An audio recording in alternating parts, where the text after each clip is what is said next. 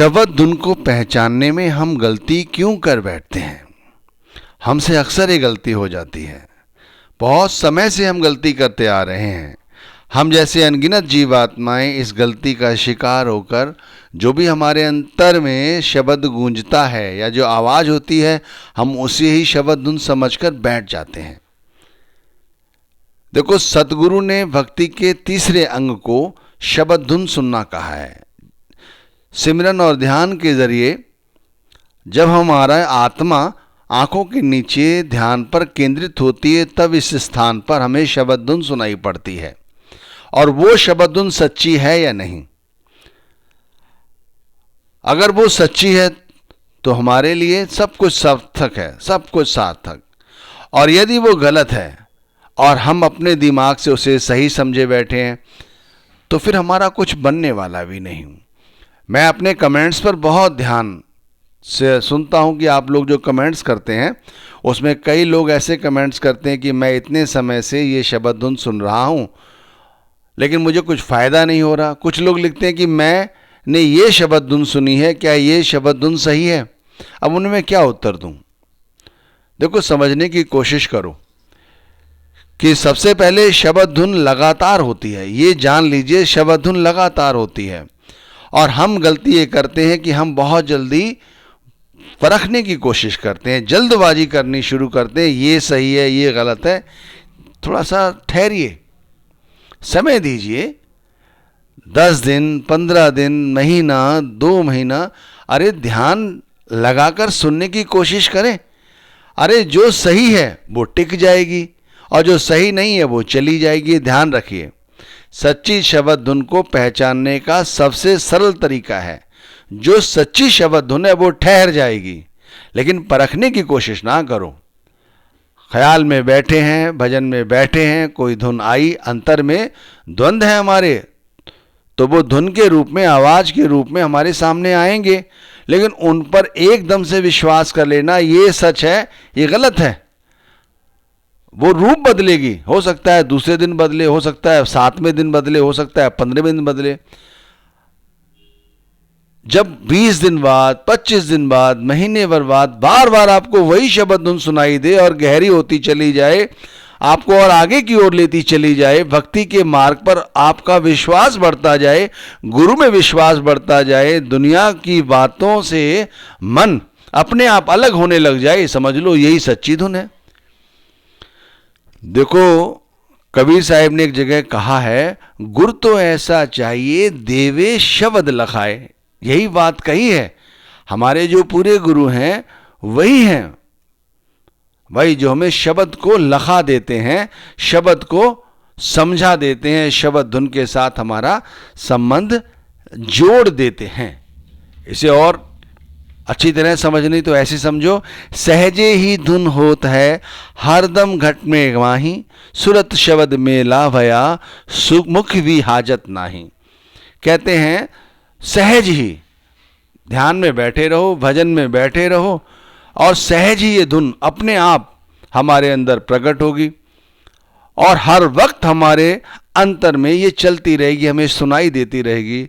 सुरत शब्द मेला भया, जब तक हमारी आत्मा आंखों के केंद्र पर स्थित रहेगी। ध्यान रखिए, जब तक ये आंखों के पीछे मध्य भाग में स्थिर रहेगी, ये मेला लगा रहेगा और ये मेले के अंदर हमें अपने आप स्वतः ही स्पष्ट रूप से सुनाई देती चली जाएगी। हमें परख करने की ज़रूरत नहीं है, ये ध्यान रखिए, हमें परख करने की कोई ज़रूरत नहीं। जो सच्चा है वो रुक जाएगा। पलटू साहब ने इसे और अच्छी तरह समझाया है, निकसै एक आवाज चिराग की ज्योति माही, ज्ञान समाधि सुने और को सुनता नाही। पलटू साहब ने कहा है कि जो ज्योति जल रही है, जो ये मेला हो रहा है, सुरत शब्द मेला भया, या आंखों के नीचे जिस केंद्र पर हमारा ध्यान या ख्याल टिक गया है, ध्यान की अवस्था में है, यहाँ कहते हैं एक समाधि लग जाती है, तो यहाँ पर खुद व खुद अपने आप एक ज्योति प्रकट होती है, अपने आप ज्योति प्रकट होती है। ऐसी ज्योति जिसके अंदर से स्वयं आवाज निकलती, निकस है एक आवाज चिराग की ज्योति माही, अपने आप चिराग जल जाता है, अपने आप ही उसके अंदर से आवाज प्रकट होती है और खुद वो व्यक्ति जो ध्यान में बैठा हुआ है सिर्फ वही सुनता है और कोई सुनता नहीं। ये बात समझिए, एक ही बात है। यहां कबीर साहब ने पहले समझाया, फिर इसी बात को पलटू साहब ने कहा, और कबीर साहब से अगर फिर समझें तो एक जगह वो ऐसे कहते हैं, शब्द प्रकाश दियो गुरदान, शब्द प्रकाश दियो गुरदान, देखत सुनत नैन विन कान, जाको सुख सोई जानत जान, हर रस मधुर कियो जिन पान। कहते हैं देखत सुनत नैन विन कान, इसे हम देखते भी हैं, इस प्रकाश को हम देखते भी हैं, इस धुन को हम देखते भी हैं, इस ज्योति को हम देखते भी हैं, सुनते भी हैं।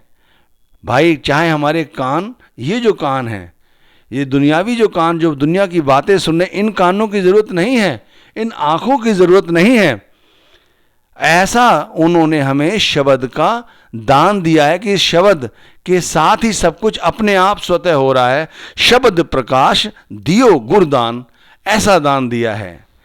जाको सुख सोई जानत जान, ध्यान रखना। अब माना 4 सत्संगी भाई बैठ गए, कोई कहता है कि मैं शब्द धुन बहुत समय से सुनता आ रहा हूं, तो दूसरा कहता है भाई मैं तो तुझसे पहले से सुनता हुआ आ रहा हूं। तीसरा कहता है बताओगे भैया ये शब्द धुन होती कैसी है? तो पहला कहता है भाई मैं कैसे बताऊं, इससे बताने की मनाही है। बात खत्म हो गई, उसने इस बात को गुप्त कर दिया। देखो वाकई में ये जो चीज़ें बतानी नहीं चाहिए, हजम करनी चाहिए, लेकिन जो हजम कर रहे हैं या जो गफलत में है कि उन्हें शब्द धुन सुनाई दे रही है, पहले ये डिसाइड तो करें कि वाकई में शब्द धुन है या कुछ और।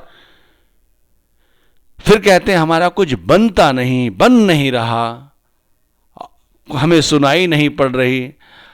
भाई ऐसा है, काल का जो जाल है वो बड़ा बारीक बुना है उसने। आपको जानकर बड़ा ताज्जुब होगा, कई महीने तक बता रहा हूं आपको कि काल हमारे सर पर इस कदर सवार है कि हमें वो शब्द धुन लगातार सुनाई देती रहती है और फिर एक दिन विलुप्त हो जाती है, फिर कोई नई धुन आती। ध्यान रखना, जो शब्द धुन सही है वो निरंतर आएगी, रूप बदलती रहे लेकिन आएगी, और जो गलत है काल की धुन है वो स्वतः ही चली जाएगी। हो सकता है किसी की 5 दिन में चली जाए, किसी की 2 महीने में चली जाए, किसी की 5 महीने में चली जाए। ये हमारे कर्मों का लेखा जोखा है।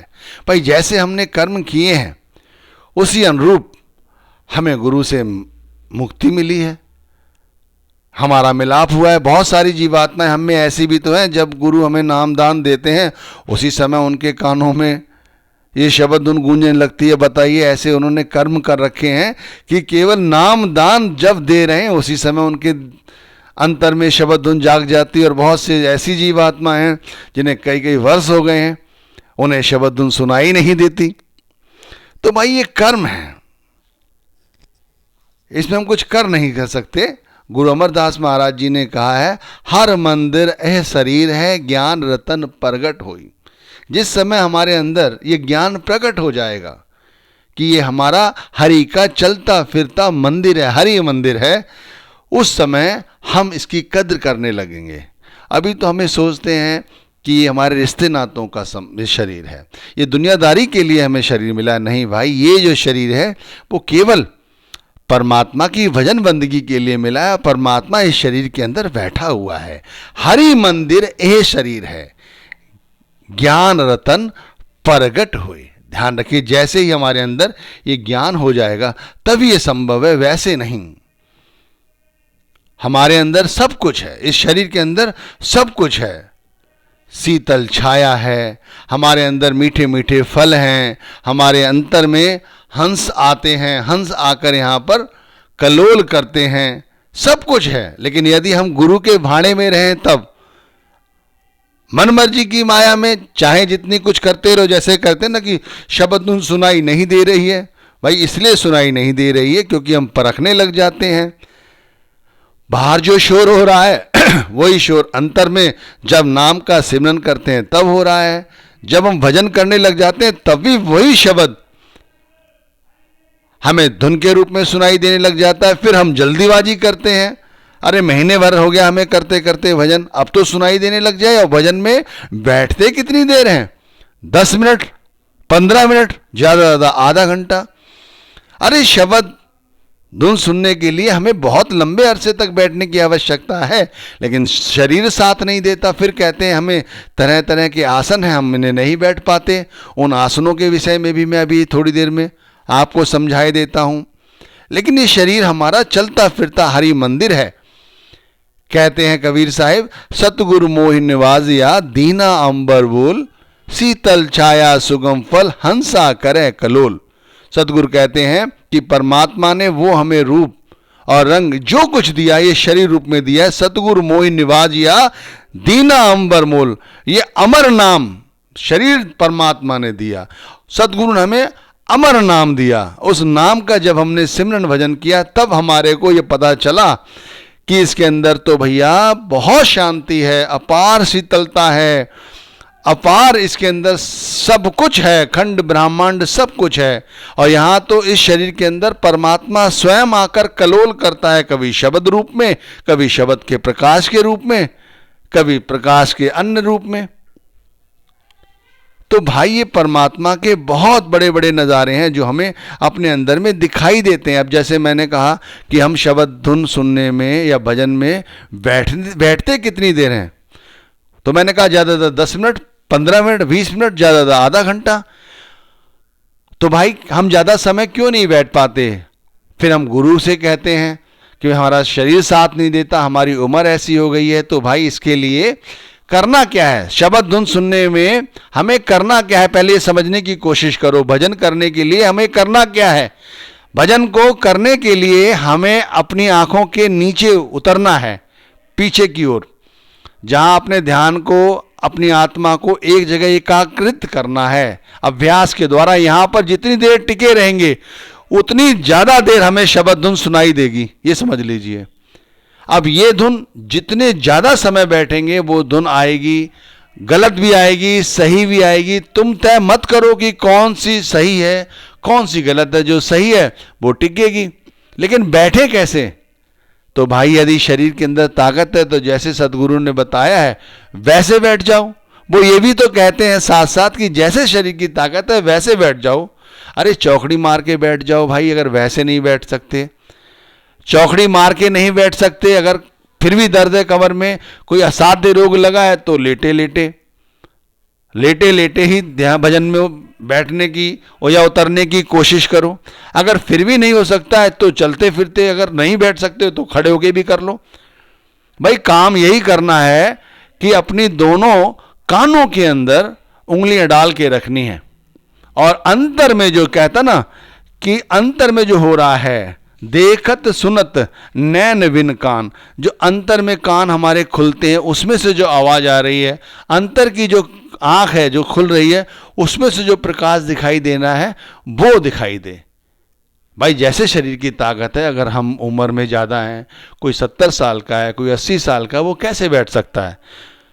वो कुर्सी पे बैठ जाए, कुर्सी बैठ के ये आसन इस माध्यम से अपना काम बना सकता है। जिस तरह से रोग लगा हुआ है उस तरह कर सकता है। खड़े खड़े कर सकते हो, बैठे बैठे कर सकते हो, लेट के कर सकते हो, जिस तरह करना चाहें कर सकते हो।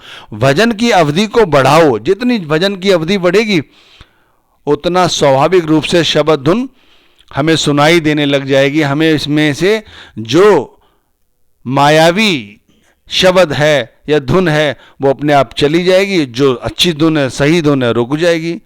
हम रोज रोज अपने भजन को बढ़ाएं, भजन को पूरा पूरा समय देने की कोशिश करें, तभी हो सकता है।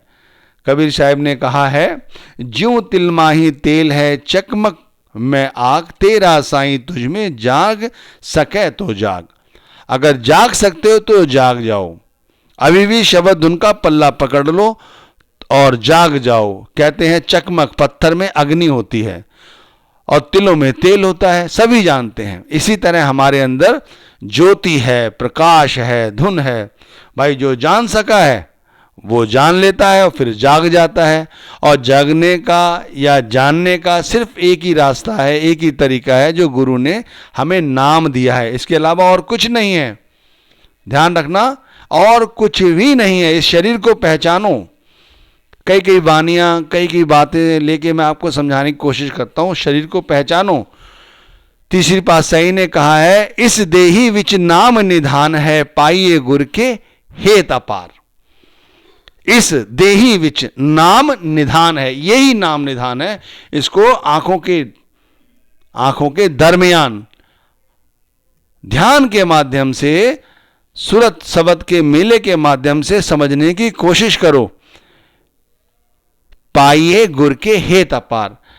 ये गुरु का जो प्रेम है उसी के सहारे हम इसे पा सकते हैं, वैसे नहीं पा सकते। ध्यान रखिए, कुछ भी कर लो, खोजत खोजत खोजिया नाम है विनुकूर। चाहे दिन रात खोज लो, दिन रात कुछ भी कर लो, कुछ भी फायदा नहीं यदि आप नहीं कर सकते। गुरु अर्जुन देव महाराज जी ने कहा ना, खोजत खोजत खोजिया नाम है विनुकूर। सब कूड़ है, सब कूड़ है, सब कुछ कूड़ है, सब बेकार है। अगर नाम की शब्द धुन नहीं सुन पाए, शब्द धुन की पहचान ना करो, शब्द धुन सुनने की कोशिश करो। भजन की अंतराल को बढ़ाओ, ज्यादा से ज्यादा 2 घंटे, 2.5 घंटे, 3 घंटे। अरे वैसे नहीं बैठ सकते। अगर तुम्हारी स्थिति लेट के कान में उंगली डालकर लेटने की, लेटे रहो, शब्द धुन सुनने की कोशिश करो। जितना समय बढ़ा सकते हो बढ़ाओ, बढ़ाओ। भाई सिमरन की कुदरती आदत है, सिमरन करते रहते हैं, इसीलिए सिमरन करना सहज होता गया है और करते रहे हैं। ऐसे नहीं होगा भाई, इसे लगातार करना होगा, ज्यादा समय देना होगा। भाई हमारे लिए शब्द धुन इसीलिए पहली बनी हुई है क्योंकि हम इसे ज्यादा समय नहीं देते। नाम जपते रहते हैं, सिमरन करने की आदत है। शब्द धुन सुनने के लिए हमें भजन में उतरना होगा, भजन को ज्यादा समय देना होगा। भजन को ज्यादा समय जब ही दे सकते हैं जब अंतर से हम बैठने की कोशिश करें। जैसे हमारी शरीर की ताकत है वैसे बैठें। अब बहुत सी बहनें ऐसी चल फिर नहीं पाती, बहुत से भाई ऐसे हैं कि पैर आगे नहीं रख पाते। अब वो शब्द धुन कैसे सुनेंगे भाई? भाई जैसे हो सके वैसे, अगर कानों में उंगली भी नहीं डाल सकते तो भी अपने ध्यान को शब्द के साथ टिकाने की कोशिश करो। आप सदगुरु के स्वरूप के साथ टिकाने की कोशिश करो, शब्द धुन स्वतः आएगी। थोड़ा थोड़ा रोज अपने आप को भजन का आदी बनाओ। थोड़ा थोड़ा रोज भजन को समय देना अच्छी आदत है, पर जल्दबाजी बिल्कुल ना करो। मन में जो चलता है, जो सुनाई देता है उसे छोड़ो। अंतर में जो सुनाई देना चाहिए उसके लिए प्रार्थना करो और अपने अंदर ठहराव लाओ, जिससे कि हम शब्द धुन सही ढंग से सुन सकें। और अकेले नहीं हो, परमात्मा हमारे हर वक्त अंग संग है। सदगुरु हमारे हमेशा अंग संग है। कहते हैं गुरु अमरदास जी, सदा हुजूर दूर न जानो, गुर सबदी हर अंतर पाछाड़ो। अरे भाई वो सब कुछ हमारे अंतर में है, हमारे अंग संग है। हम सोचते हैं वो बहुत दूर है।